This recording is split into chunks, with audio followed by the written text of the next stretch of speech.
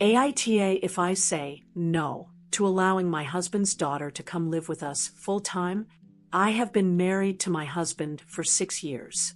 We have 2 kids together, 8M and 4M. Our youngest is special needs. My husband also has a daughter, 12, from a previous relationship. My husband's ex has had primary custody. My husband gets SD on weekends and alternating holidays/birthdays. This past weekend, my SD asked my husband if she can come live with him full-time. Her mom recently moved in with her fiancé and his kids, and there has been some friction with that from what I understand.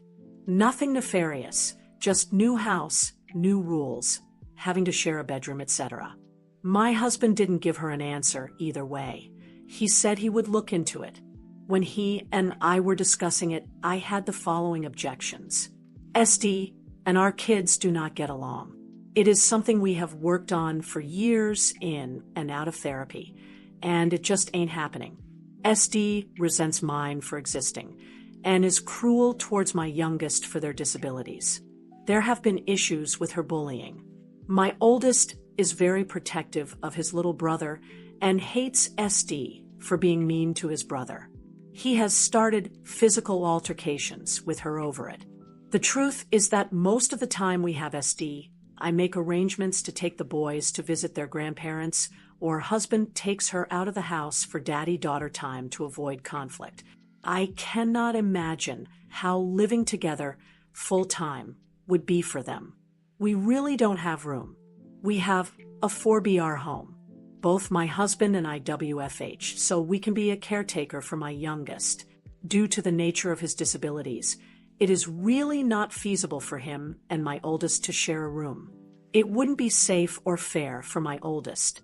My SD's room is used as my WFH office space during the week. I arrange my vacation time and whatnot around her visitation, so I can stay out of her space while she is here.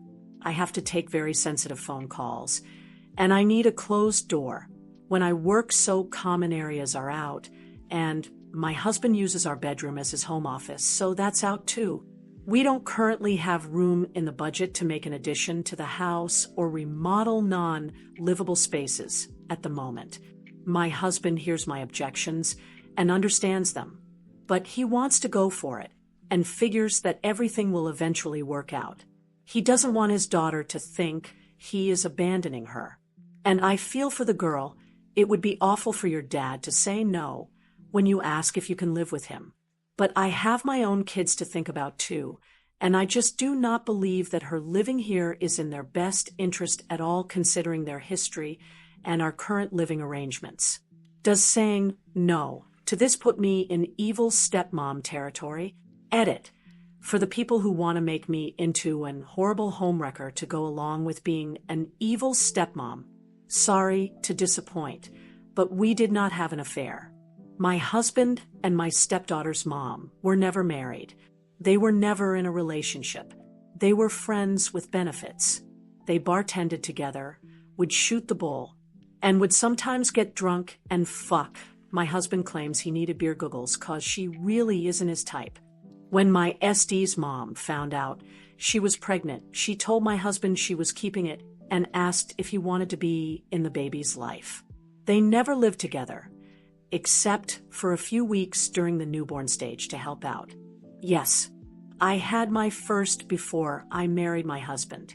My husband and I were in a long-term relationship when I had a birth control malfunction.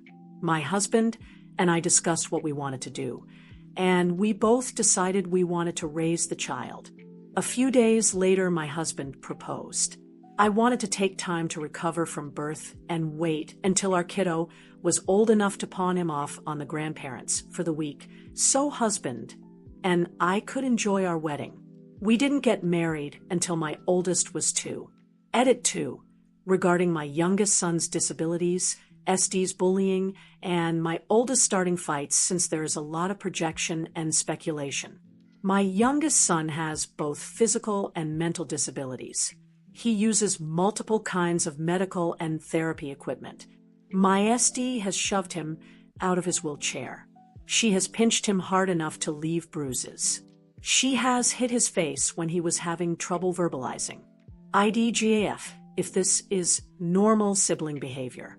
It is alarming enough to me that I feel it is best for my youngest to spend as little time as possible with her until this behavior completely stops, and I will say it has lessened quite a bit. We went through a period of it happening frequently, and it has slowed. The last incident was 2 months ago when SD grabbed my son's wheelchair and aggressively pushed him out of her way because he was blocking the hallway. One of the times that my son had started an altercation with her was because she had told my son that his brother was not a real person and that she was going to call the hospital to have him taken away so they could perform experiments to find out what it was. She went into detail about things they would do to him, like ripping his fingernails out. And yes, my son did lose his temper and hit her. My son was immediately disciplined, loss of tablet time. And we had an age-appropriate discussion about how his heart is in the right place to want to protect his little brother, but he needs to find an adult when something like that happens. This was not made up. Stepdaughter admitted she said it to my husband when he was able to sit her down and talk with her later in the day. I am not allowed to discipline or have parenting talks with SD per Biomom's wishes. I am not welcome to be a part of SD's therapy journey, mostly per Biomom's wishes. She does not want me involved. My husband has always been worried about rocking the boat with Biomom on these things. So I do not know the extent of what therapeutic treatments she has had. I do know she does go to therapy during the week, and my husband has gone to sessions, but it isn't something he is free to discuss with me. So I am in the dark about that. Edit 3. There's someone in the comments who claims to be my sister-in-law. They are either a troll or are mistaken. My husband is an only child. I don't have a sister-in-law. Update 6 days later. So last week my husband and I sat down together and talked about SD coming to live with us full-time and how that would work out.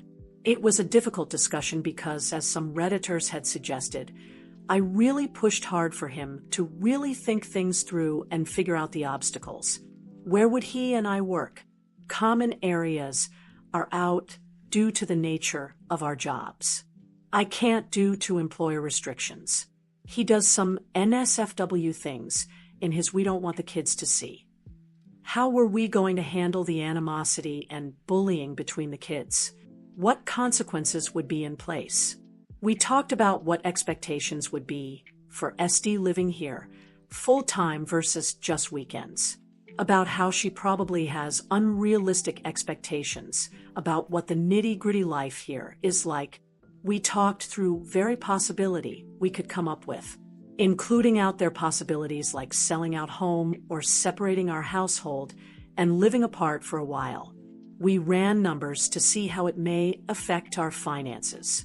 And ultimately we agreed that the answer was not yet, with a goal for our family working towards it, and that the best course of action would be to slowly adjust the amount of time she spends in our home versus a sudden custody switch.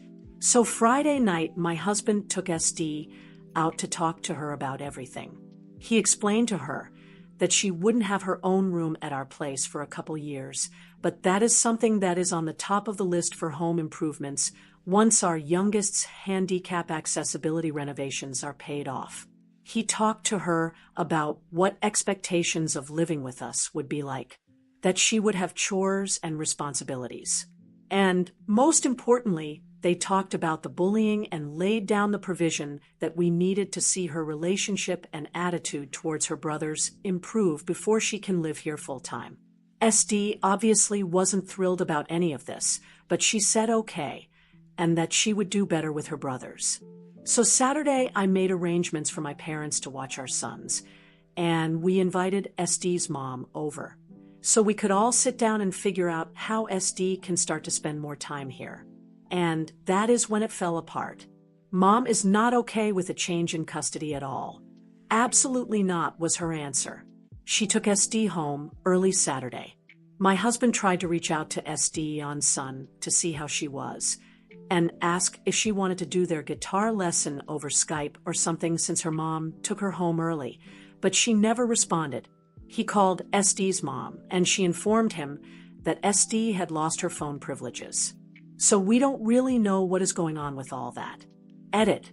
For those concerned about SD's mom violating custody arrangements, please note that my husband and SD's mom do not have a formal custody arrangement. There is no court order in place. They have always just worked things out between themselves. Yes, this is a very stupid thing that they have done. Yes, asses are being bitten. My husband and I will not just go get her until we understand what we legally can and cannot do in our state, and until we have copies of all pertinent legal documents to cover our own asses. While we do not suspect abuse, please know my husband is in contact with SD's mom and SD through her. He has not expressed concern for SD's safety. If at any point we feel that has changed, we will make immediate moves. Edit. Turns out SD threw her phone at her mom's face, hitting her mom and cracking the screen. Mom isn't giving it back until SD has paid off the deductible. That is why she lost phone privileges. We do have alternative forms of contact with SD at this time. Update. My husband has a daughter that predates our relationship. We also have 2 children of our own, one of which is severely disabled. He and his daughter's bio mom never had a formal custody arrangement, but due to some recent drama and changes, it became apparent we needed to get something formal and court-ordered in place. So we consulted an attorney. While on that course, we discovered that my husband wasn't listed on the birth certificate. We had paternity testing done. My husband is not the biological father. He is absolutely devastated. He's spiraling. He's hurting so bad, and I can't do anything to take his pain away. We've hugged and cried together so many times this week. He's not okay. He's flip-flopping through despair and anger. The anger scares me. His knuckles are all fucked up from punching something. He wouldn't talk to me about what happened. Shit is falling apart at home. My husband is in no place to be a father and partner right now.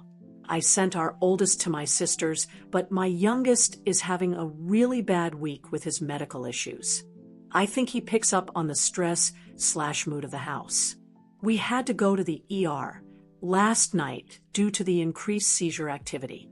When I came home, my husband was fucking drunk. He became belligerent and demanded I have our sons tested too. He didn't even ask how our son was doing. I was so pissed off, but held my tongue and walked out of the room.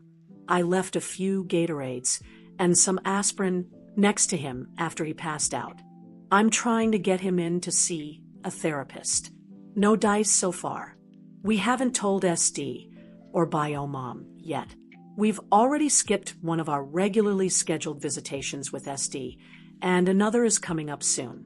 So that is going to need to be dealt with ASAP. I just don't know what to do. I'm so frayed right now. I don't know how much longer I can hold things together. I want off this ride. Update 2 months later. I had a couple people asking if I would update and let you guys know how my husband is doing now that we are a couple months out from our D-Day. Some things are better, and others are a hell of a lot worse. Not long after I posted, my husband and I had the biggest, full-blown, drawn-out fight of our entire relationship. I honestly cannot even tell you how it started. It was one of those little things that just triggered, and all the stress, anger, resentment, and other negative emotions we have been feeling were just completely taken out on one another. I took the kids and left afterwards. I refused to come home until my husband got his head out of his ass and talked to someone about all of this. The silver lining to the big blowout was it did spur my husband on to start dealing with everything. He has been to his doctor and has been prescribed medication, and he has been looking for a therapist. He did a session with one, but didn't particularly click with them. He is going to pursue others as our finances allow. My husband and I discussed his drunken demand for paternity testing. I was able to express how hurtful that was to me. He apologized fully and has decided he does not need to have our sons tested right now. We've discussed options for what we'll do if doubt continues to linger on my husband's part, but as of now, no testing is being done. Husband and I are both trying our best to show each other grace on this matter. The hell of a lot worse part is what is going on with stepdaughter. My husband had to take a few weeks without visitation to get his own emotions under control. Then we had our typical weekend visit. We did not tell stepdaughter or bio mom about the test results yet, as we were still considering our options for the next move. My husband had ultimately decided that he still wanted a relationship with his daughter and still wanted to pursue legal custody.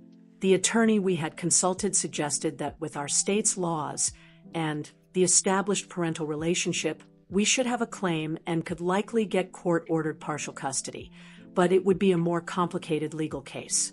So that's all fine and dandy, but my husband, in a very boneheaded move, did not play his cards close enough to his chest with bio mom. Several weeks ago, they had a verbal altercation. We have not been able to get in contact with bio mom, her fiancé, or stepdaughter since. We contacted the police, who told us this was a civil matter, and we needed to go through the courts, so no help there. Sorry. I wish I had a happier update, or more of an update in general. Top comments. I cannot imagine how hard this must be on all of you. Could you try reaching out to the county sheriff's office to ask for a wellness check on SD? OOP. We have attempted that. We live in a rural township, and our police is the county sheriff's. They wouldn't divulge any information. So no dice. Comment 2. Yeah, they'll normally do that much, especially for a parent/child. I'd call again. Be calm. Just state that you need to make sure your daughter is okay. That's it. That's all. That's the extent. Praying it all works out well for you. What a hard situation. Oh, and I think your husband is what my dad would refer to as a real man. OOP. They wouldn't tell us anything. I don't know what the hell went down. The first person from the sheriff's office seemed like they were going to be helpful. They said they would send someone. I don't know what bio mom said or did, but a second office came to our house and asked for documentation and told us we need to take this up with the court. OOP gets a lot comments to do the paternity test for her kids. Paternity testing is not happening unless we have a couples counselor. That's a hill I am willing to both die and kill my marriage on if need be. It will put him at ease and will build his trust in you.